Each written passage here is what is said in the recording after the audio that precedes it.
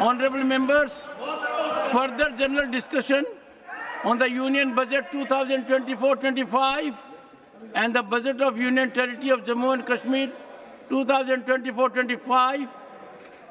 कितनी विचित्र बात है। किसान की चर्चा हो रही थी, व्यवधान था। किसान की चर्चा खत्म हुई, शांति हो गई। बहुत बुरा। On the 25th July 2024, Srimati Dola Sen has concluded her speech while participating in the discussion. I now call upon the members whose names have been received for participation in the discussion.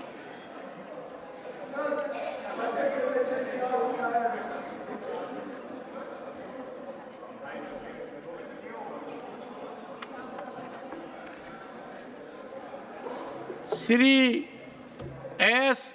Niranjan Reddy. Mr. Reddy, you have 20 minutes. Good enough to make a real address on the budget. Thank you. Thank you so much, Chairman, sir.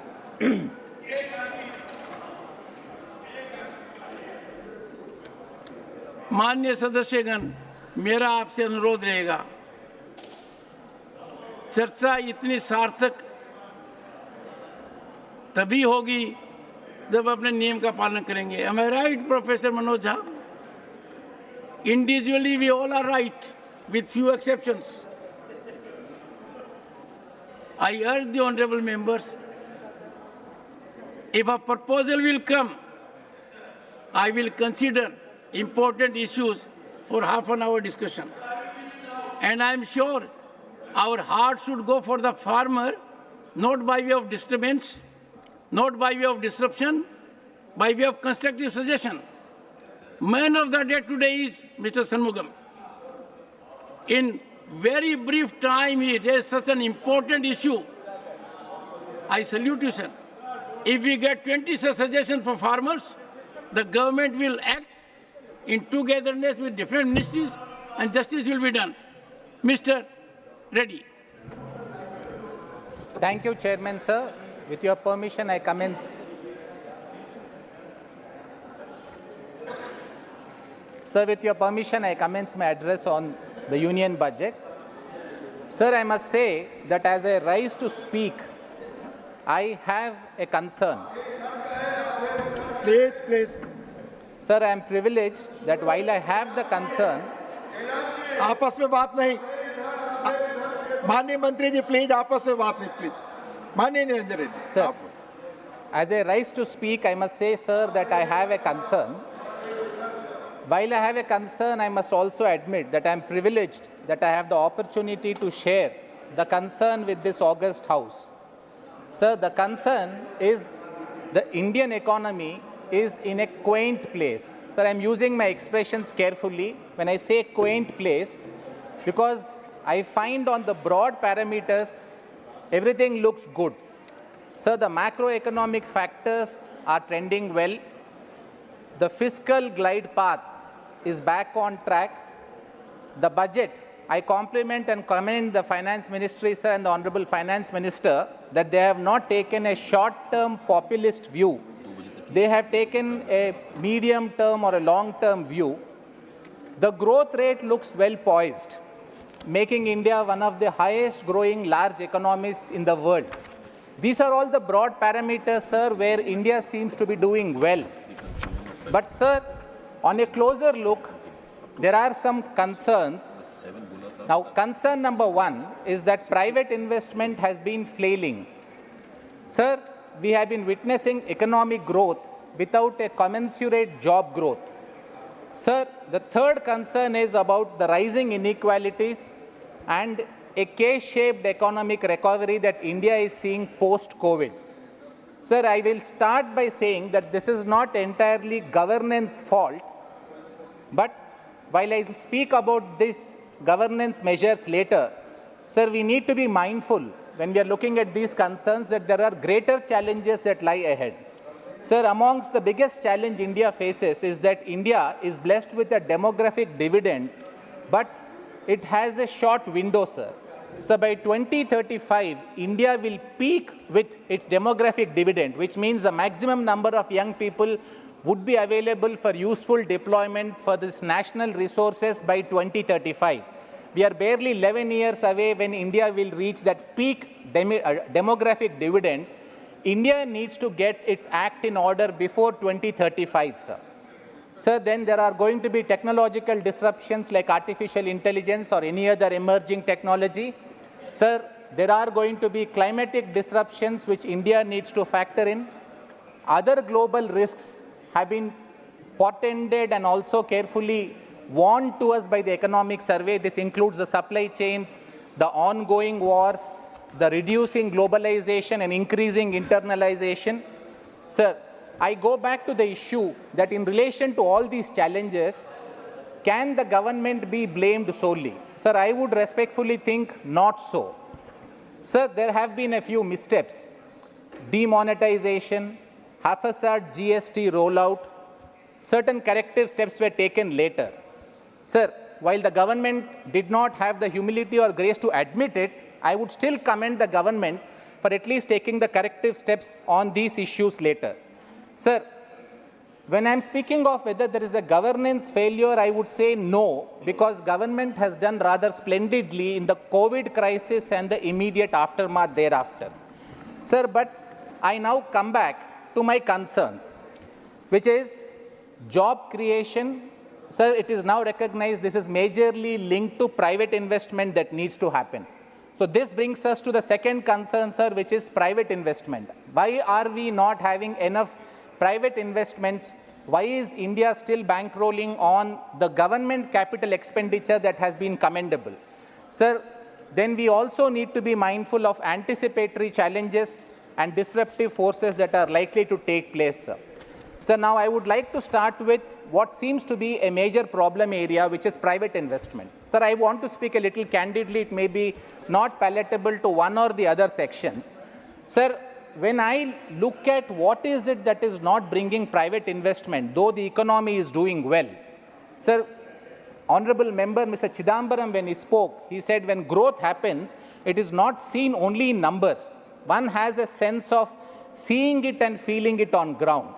So today, if we have to be honest and candid, why the private investments are not coming in the speed that we would want, sir, is because there is a prevailing sense of fear amongst the business people, sir. Now, this sense of fear is on account of the GST enforcements. I am not talking about political ED actions, sir, but I am talking of economic ED actions. It feels, sir, that I have seen cases and I have dealt with cases, sir, I am a practicing lawyer, where people who have paid close to 80 to 100 crore GST returns on the allegation that they have not paid 2 crores or 3 crores GST, they were summoned and they were physically beaten. Sir, I will be able to authenticate this because there is an order of the Hyderabad High Court. There is also an order of the Delhi High Court recognizing this fact that GST officials have manhandled assessees. Sir, I would think, sir, I would, sir. I volunteered myself because I am making an allegation. Sir, I am saying that GST officials and ED officials need to be careful and mindful when they are dealing with these economic engine drivers of Indian growth, sir, because they are not here for the purpose of committing a crime. They want to do business. Yes, laws need to be enforced. Sir, the difference between, sir, I would be the first person to admit that the economy needed to be formalized. Last 10 years, government has done a fantastic job of formalizing the economy, sir. It needed to bring the economy under control because it was extremely unwieldy. They have done a very good job in bringing it under control. So the point I'm making is, bringing something under control is different from controlling it thereafter.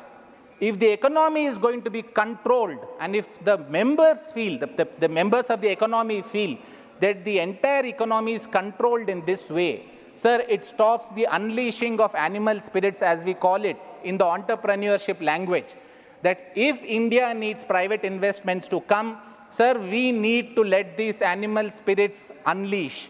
India is one of the most entrepreneurial, ingenuous people, set of people, sir. If they have that freedom, Honorable Member Mr. Kapil Sibal, while speaking yesterday, sir, had mentioned about granting the freedom. Sir, I am seconding that opinion in a different aspect relating to private investments. Sir, we need to create an enabling atmosphere where people will be able to come and invest. Sir, I want to anecdotically refer to a particular instance, which is something that I know personally, sir. If some person wants to invest 10 crore rupees in a small town for setting up a particular business establishment, sir, he has to go through several processes. He needs to be helped through those several processes. If he feels that investing 10 crores is going to buy him a lot of trouble at the hands of enforcement agencies or tax authorities, then the next person who sees this person undergo this trouble, sir, he would think he is better off investing the money in land or in buying something which is not productive, doesn't add to the GDP, or buying shares. So we have this strange situation where the stock market is booming, but investments are not being made by the private sector. Sir, I would therefore say that it is very important that we remove this sense of fear from the businessman's mind. Sir, I would want to give the example of a policeman. Sir, we were told very early when we were young that when someone sees a policeman on the Indian road, we try to move away because we are a little worried. In London or in England, when someone sees a policeman, they walk towards the policeman because they know they will get help from the policeman. Sir, our GST agencies, our ED agencies, our tax and enforcement agencies in relation to business need to be that helpful agency that someone should feel comfortable approaching for the purpose of seeking help. They should enforce law, but while they are enforcing law, they should be using some kind gloves. They should not be using an iron fist. Sir, I think, sir, this government, as I said, has done a splendid job in formalizing the economy. It has played the strict father for sufficient length of time. Maybe, sir, time has come that this government now needs to start playing a kind mother.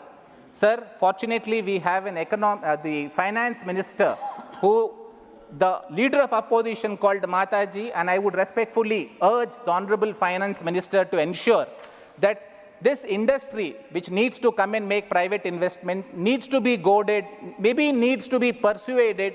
It may need a little bit of careful hand-holding by the government, sir. Sir, the next issue is about job creation. Sir, I have seen the current scheme that is proposed. I have done a quick back of the envelope calculation, sir. What I find, if you have to give this apprenticeship to 1 crore people in 500 companies over a period of 5 years, sir, it roughly works out to 4,000 people being granted this apprenticeship in each of the companies every year. Sir, it may be a tall ask. 5,000 rupees may be a little less. The suggestion I have for the Honorable Finance Minister is, could they scale it back a little? Instead of 1 crore, can they consider having a reasonable number of 20 or 30 lakhs to start with for the first 4-5 years? The apprenticeship amount needs to be something like 15,000 or 20,000 rupees. The pressure on the companies will be lesser. They may be able to take. Sir, I must also compliment the Finance Secretary who immediately clarified that this is not going to be a compulsive imposition on the industry. This has set certain concerns at rest. The government is starting from a good position, sir. We need imaginative, innovative solutions for the purpose of ensuring that we do this job creation. While the government's intent is something that I salute, sir, the scheme that has been spelled out in the budget, I have my slight reservations. I am not in a position to advise or guide the finance ministry. Sir, we have a very capable finance minister who has been presenting budgets for the 7 years, and I would think this is possibly one of our best budgets. I would request the Honorable Finance Minister to look into this aspect little more closely, sir. So then the next issue, which is a matter of concern for me, which I'm sharing with this House, is about how do we tackle inequality.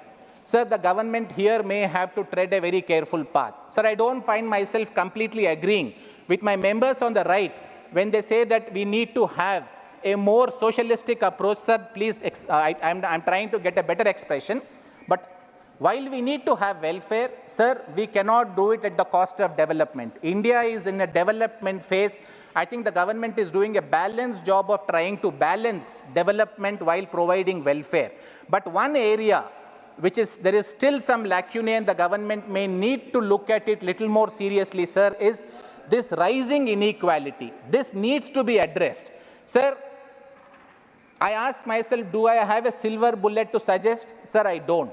There is no easy solution to this.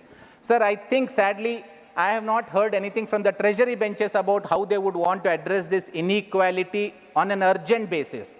Sir, I must also say I have not heard anything from the right side of the benches. While there has been criticism about rising inequality, there needs to be concrete, definite suggestions which may appeal to the government for implementation. So, sir, I think while none of us have a silver bullet or an immediate solution, this is a matter of concern which we may need to discuss.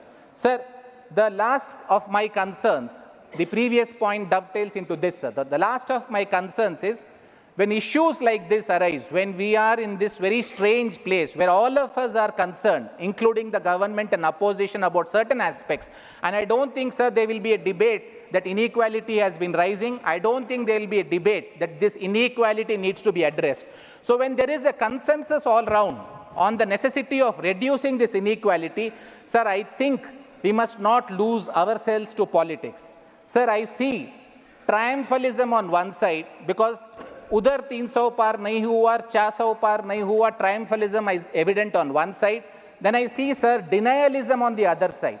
They think high growth rate, we are having 6%, 7%, everything is hunky-dory with the economy. Sir, if we have this kind of an approach, it would be a denialism. I castigate the triumphalism, sir. I castigate the denialism. I would respectfully say that we need to be realistic in understanding these concerns. And maybe, sir, the House and all of us need to come together, keep politics aside, identify the major core issues which are a problem, sir, not because of the Indian economy itself. These are all, sir, things that we are having on account of the global order. We are a part of the global order. We are a part of this globalization attempt that has been going on in the world. So while I understand, sir, it is not entirely to be laid at the doorstep of either this governance or the governance that preceded it, the crisis is there. We need to understand it. We need to accept it, and we need to move forward. Sir,